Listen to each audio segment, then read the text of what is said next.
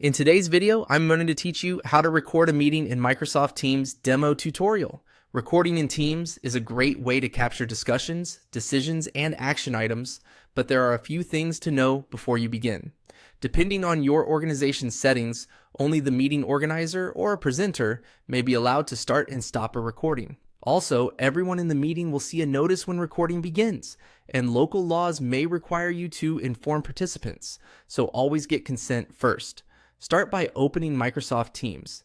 You can use the desktop app for the best performance or the web version if that's what you have access to. Sign in with your work or school account, since recording typically isn't available on personal or free plans. Once you're in, look to the left-hand side and click on Meet. This is your quick path to starting or joining a session that you can record. Next, join a meeting. You can join something that's already scheduled or use a quick Meet Now style session if your organization allows it. On the pre-join screen, choose your microphone and camera settings so your audio and video are clear. If you need permission to record, make sure you're joining as the organizer or as a presenter. When you're in the meeting, move your cursor to bring up the meeting controls and click More at the top right. This is the menu with additional options. The exact wording may look like 3 dots or say More, but it's in the toolbar near the top of the meeting window. From that menu, click Start Recording. Teams will display a banner to everyone letting them know the recording has begun. From this point, audio, video, and any shared screens or presentations are captured.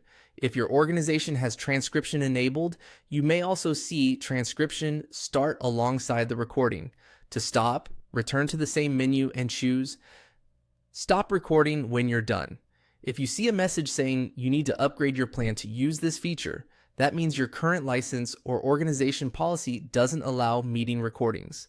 In that case, contact your IT administrator or the person who manages your subscription to enable recording or adjust permissions. Guests and external attendees generally can't start a recording themselves. After the meeting, you'll find a link to the recording in the meeting chat and in the meeting details. Recordings are stored in OneDrive or SharePoint, depending on how the meeting was created. From there, you can share the file, adjust permissions, and download it if needed. That's all you need to record a meeting in Microsoft Teams confidently and responsibly.